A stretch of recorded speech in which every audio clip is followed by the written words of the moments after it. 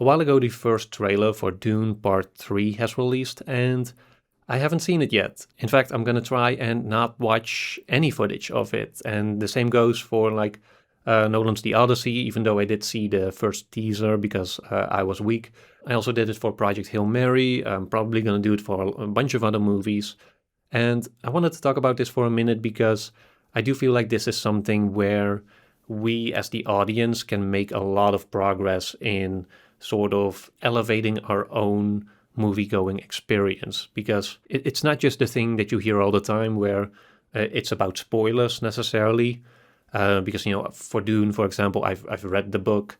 Kind of know what the story is going to be like. For Project Hail Mary, I also read the book, so I knew what the story was going to be. The trailer couldn't like technically spoil anything for me in terms of like plot details or twists or whatever. It's about something else, which is just the idea of also not spoiling yourself on a audio-visual level or just on a kind of imagination level, I guess. Because this is something that I don't think enough people talk about, which is that the idea that nowadays, compared to how it used to be, like before the internet, you would only see like a movie trailer when you actually went to go see a different movie, or maybe you saw one. I think sometimes DVDs or even VHS tapes came with trailers attached to them. But the point is, back when I was growing up, I didn't see that many movie trailers. I saw a trailer. I remember going to Toy Story 2 when I was a child, and I saw the trailer for Dinosaur, Disney's Dinosaur, which I was really excited about. And then, I didn't see anything else of that movie until I went to see the actual movie. And so, a lot of it, the experience of it was still sort of fresh and uncharted and kind of wild in a way that a lot of movies today are no longer so. Because, today obviously there's like 4 or 5 trailers that release for every movie, and then people comb through them on the internet. You can watch them over and over on repeat, like analyze and every frame of it.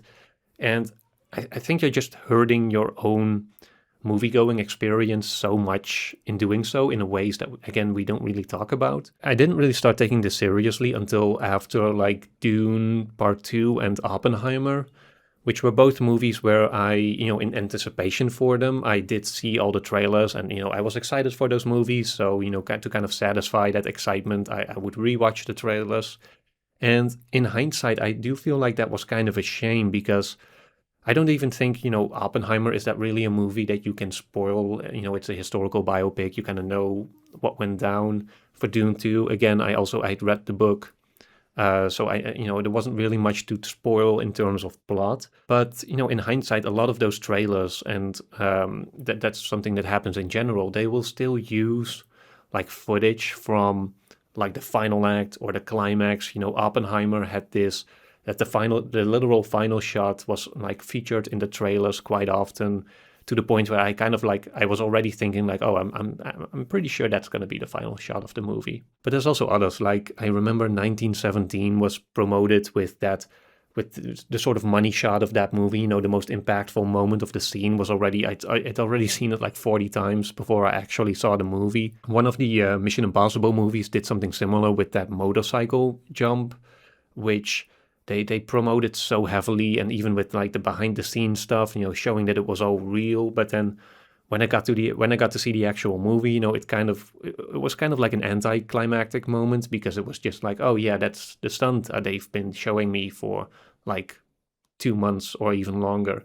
And what's worse is that they showed a lot of in the promotional material, they showed like the behind the scenes Tom Cruise going off this ramp to jump over the cliff, which of course wasn't there in the movie because it's more like this natural facade. So when I actually saw the scene in the movie, like my eye was just focused on the way they had CGI'd the ramp into like a grassy, rocky hill or something like it. And that's obviously not an ideal way to look at movies. And I think you can actually compare it to traveling in some way, where, I made a video about that not too long ago, which was about the show Long Way Round, and the difference between traveling 20 years ago and doing it today, where instead of really going like on an adventure and going into the unknown, you're already like, let's say you're going to I don't know, Thailand or whatever, but instead of just going there and, maybe having a few landmarks in mind that you want to visit, you're already like seeing everything on Street View. You're already like reading every blog. You're reading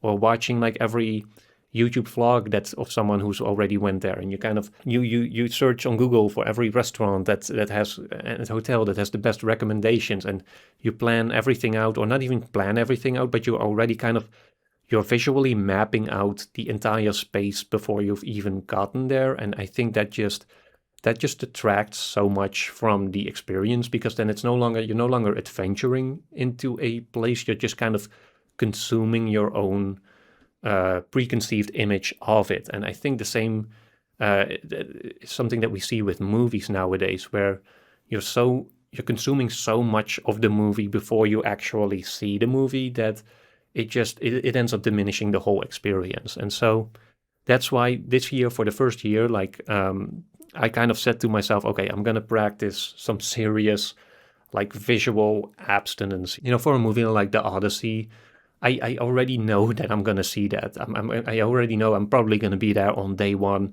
in IMAX, so I don't need trailers to convince me to go there. So it's not like, for me, it's not promotional material, because I'm already sold on the movie. And the same is true for like Dune Part 3 and I don't know, New Chronicles of Narnia, maybe, I don't know. Anyways, there's plenty of movies that I know I already am going to see. And I want to make sure that with those sort of bigger monumental movies, that the moment I'm in the theater, the moment I'm actually watching the movie on the big screen, I want that to be the first time I see those images. I want to try and reclaim that sense of awe and wonder that comes from seeing something the first time as it was meant to be seen, and not as sort of the affirmation of the image that I've already seen countless times in the weeks leading up to it. And so, yeah, I'm just, from now on, I'm just gonna avoid every trailer that releases. I'm gonna look away when I see trailers in the theaters. I'm gonna try and commit to this and see